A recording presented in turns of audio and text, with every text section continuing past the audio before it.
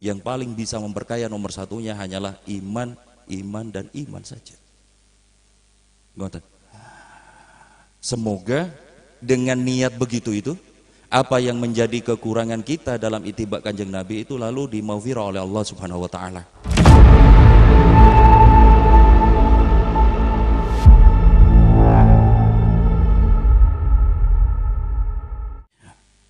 Baik teman-teman, saya akan mulai dengan dua ayat ini nggih.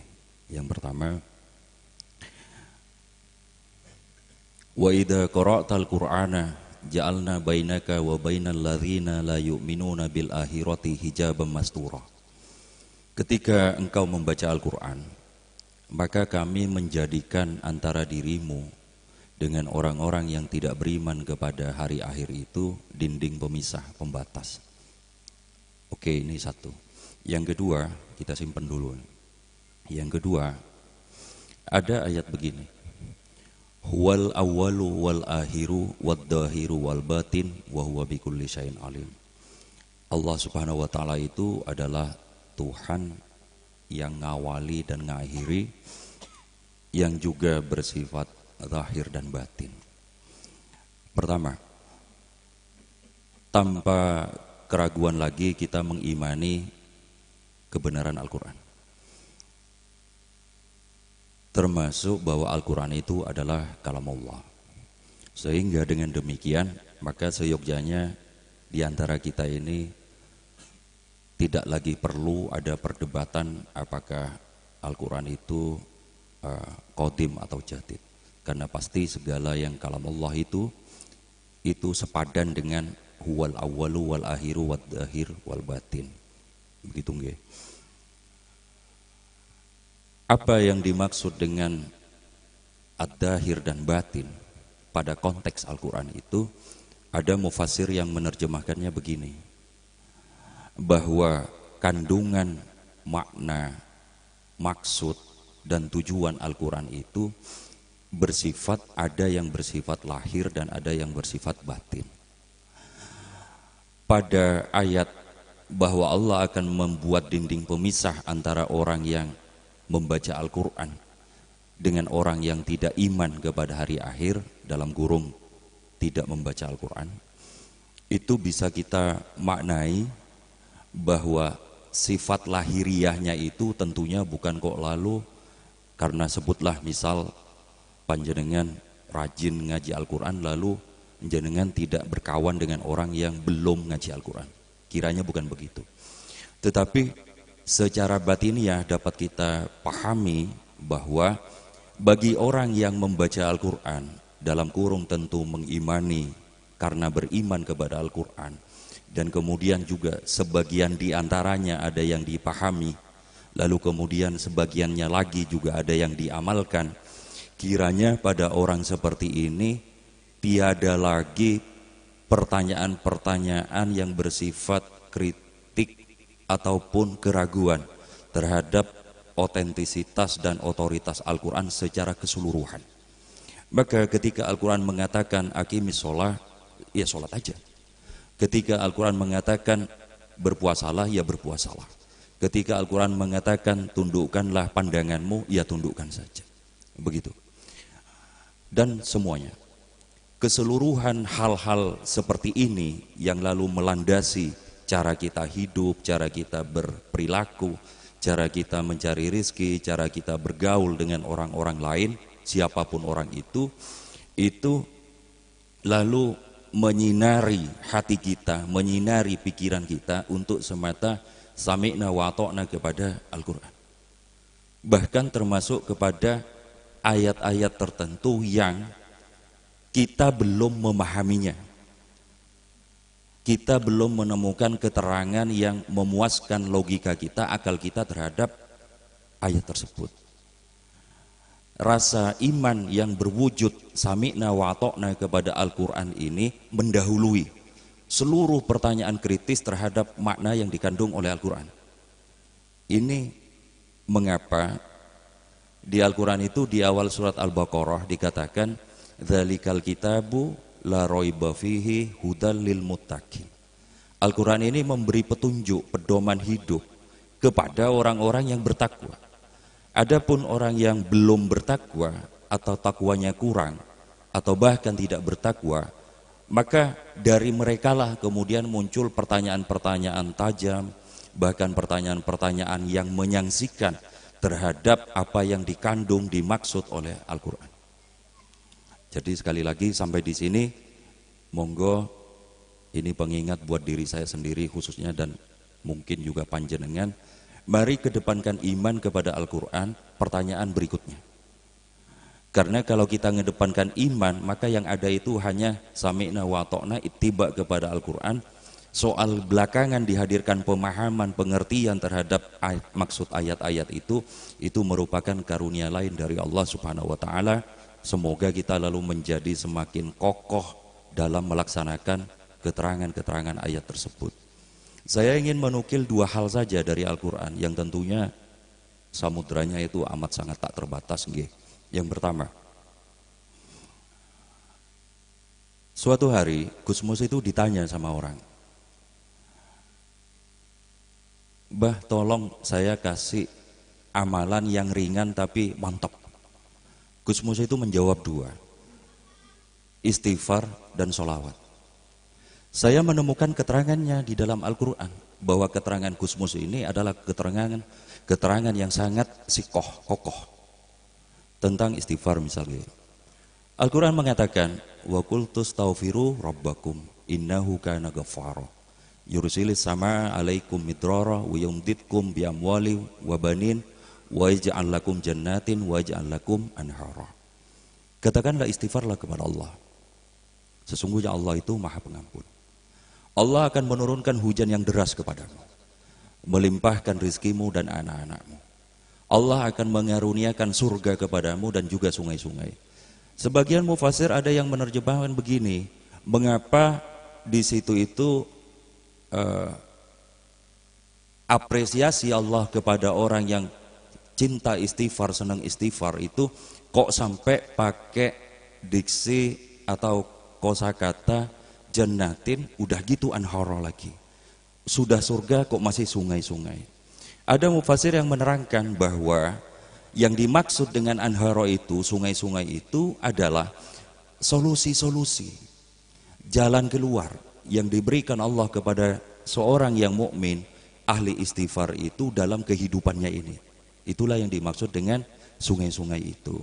Dan ini juga relevan dengan perkataan Al-Quran bahwa Allah itu akan memberikan jalan keluar bagi hambanya bahkan dari jalan yang tidak terduga. Syekh Abu Hasan As-Sadili itu pernah ditanya sama orang dengan 3 pertanyaan yang berbeda. Yang pertama bertanya, rumah tangga saya itu kok sering ribut. Syekh Abu Hasan itu menasihatkan, amalkan istighfar. Ada orang lagi bertanya, saya itu bertani dan sering gagal, mohon amalannya, amalkan istighfar. Dan yang ketiga, saya ini berdagang tapi kok susah dapat rezeki yang banyak, mohon amalannya. Dikatakan, bacalah istighfar. Ada penderek itu yang lalu bertanya kepada Syekh Abu Hasan, kok semua masalah orang itu istighfar? Kenapa enggak beda-beda amalannya? Syekh Abu Hasan mengatakan, ini yang bilang bukan saya, tapi Allah. Lalu dibacakanlah ayat itu, wa qul tastaghfiru rabbakum innahu kana ghaffara. Nah, kalau kita memang aminu wattaqau kepada Allah Subhanahu wa taala, maka seyogyanya yang kita kedepankan adalah ya istighfar saja. Bahwa lalu hajat-hajat hidup kita itu pengen dagangannya laris dan sebagainya diijabah sebulan kemudian, setahun kemudian, itu kan terserah Allah. Tapi bagi seorang hamba ya amalkan saja, istighfar saja. Ini perkara istighfar. Lalu yang kedua, perkara sholawat. Tentu yang paling terkenal itu kan ayat ini nih, innallaha malaikatahu yusholluna 'alan nabi, kan begitu. Tapi ternyata sependek tahu saya, di Al-Quran itu ayat-ayat yang berbicara supaya kita ini, umat Islam ini ngikuti Kanjeng Nabi itu Masya Allah nggak terbatas. Banyak sekali, sampai saya kelimpungan lagi ngapal ke. Banyak sekali.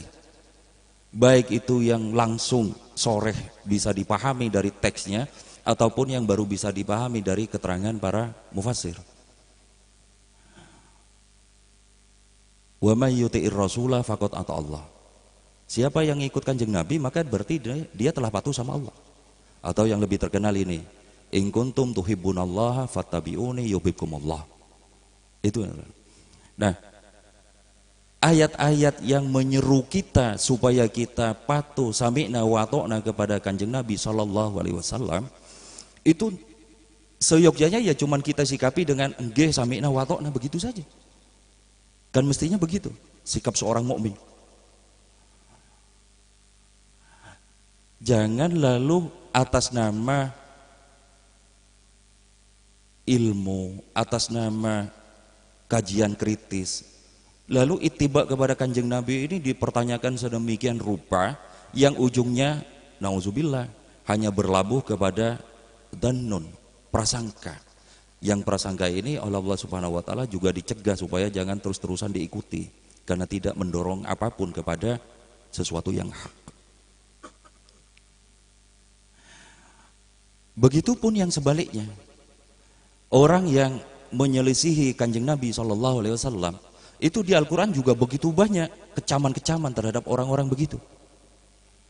Ini diantara yang misalnya, innalladzina yu'dunallaha wa rasulahu la'anahumallahu fid dunya wal akhirah wa may ya'sillaha wa rasulahu faqad dalla dalalan mubina. Sesungguhnya orang-orang yang menyakiti Allah dan Rasulnya, maka Allah akan melaknatnya di dunia dan akhirat. Maka barang siapa yang maksiat atau hianat kepada perintah Allah dan Rasulnya, Allah akan menimpakan azab yang nyata.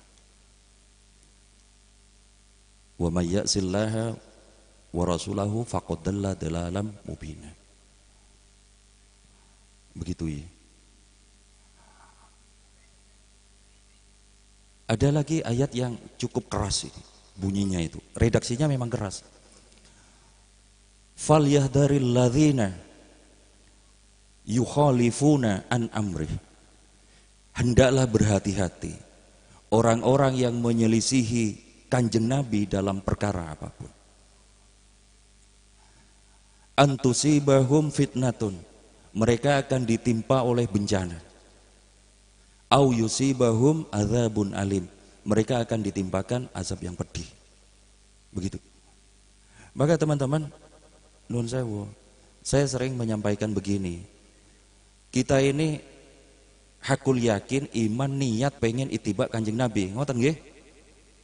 Amin. Semoga kita diperjalankan begitu oleh Allah Subhanahu wa taala. Tapi di waktu yang sama kita sadar diri bahwa Kanjeng Nabi itu di langit, akhlaknya kita itu mungkin baru di sini, baru di sini. Artinya realistis. Kiranya tidak ada orang yang lalu bisa sejajar sama Kanjeng Nabi. Bahkan untuk sebaris di bawahnya juga mungkin di masa kita wallahu a'lam. Tapi kan adanya Allah itu menghargai setiap usaha kita. Allah itu selalu menghargai setiap perjuangan kita. Wa man aradal akhirata walaha wa sa'alaha sa'yaha wa huwa mu'minun fa ulaika kana sa'yuhum maskura. Siapa yang menginginkan kehidupan akhirat dan dia bersungguh-sungguh berusaha menekuni jalan itu dan dia beriman, maka Allah akan menghargai usahanya. Ngoten. Lalu semoga usaha kita untuk mencintai ittiba Kanjeng Nabi itu lalu mendapatkan karunia yang sama dari Allah Subhanahu wa taala. Amin nggih. Amin. Adapun belum mampunya kita untuk mengikuti keterangan-keterangan hadis-hadis, sunnah-sunnah yang datang dari Kanjeng Nabi itu, yaitu satu sisi yang mesti kita berjuang untuk menujunya. Tetapi yang paling pokok hari ini, saat ini adalah janganlah belum ngertinya kita atau belum bisanya kita ngelakoni sebuah sunnah dari Kanjeng Nabi lalu membuat kita itu ngomong sembarangan terhadap hal itu, baik termasuk atas nama kajian ilmu kritis. Berhati-hatilah, karena jangan-jangan ngomongnya kita itu lalu kemudian terjatuh kepada posisi yu'dunallah wa rasulah, menyakiti Allah dan menyakiti kanjeng Nabi. Itu yang mengerikan. Maka senantiasa mestinya sami'na wa ta'na sajalah yang kita kedepankan, walaupun beberapa hal, beberapa sunnah kanjeng Nabi kita belum bisa mengamalkan. Contoh misalnya, contoh sederhana, jelas bahwa kanjeng Nabi itu senang makan kurma. Di kita tidak lazim makan kurma. Janganlah lalu ketidaklaziman atau tidak biasanya kita makan kurma, lalu kita menghina kurma. Karena khawatir itu lalu terjatuh kepada ngeleke kanjeng Nabi SAW. Kanjeng Nabi senang melihara jenggot misal. Kita ngerti bahwa kualitas iman dan takwa orang bukan karena jenggot. Tapi janganlah lalu karena kita tidak punya jenggot atau tidak berjenggot memilih jalan lain, lalu kemudian ngelek ke orang yang memilih berjenggot dalam rangka ittiba kepada kanjeng Nabi SAW. Kanjeng Nabi senang pakai baju putih. Saya dan mungkin panjenengan tidak selalu bisa pakai baju putih. Tapi janganlah lalu kita ngelek ke baju putih itu khawatir jatuh kepada ngelek ke apa yang disenangi oleh kanjeng Nabi SAW. Ini yang saya kira fenomena yang tanda petik nun sewu mencemaskan dari umat Islam akhir zaman ngeten niki.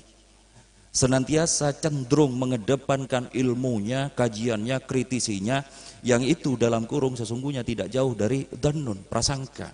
Siapa yang bisa menjamin kebenarannya? Gak ada yang bisa. Innad dhanna la yughni minal haqqi syai'a. Begitu kata Allah. Prasangka itu tidak pernah memperkaya kita untuk mendapatkan hak itu.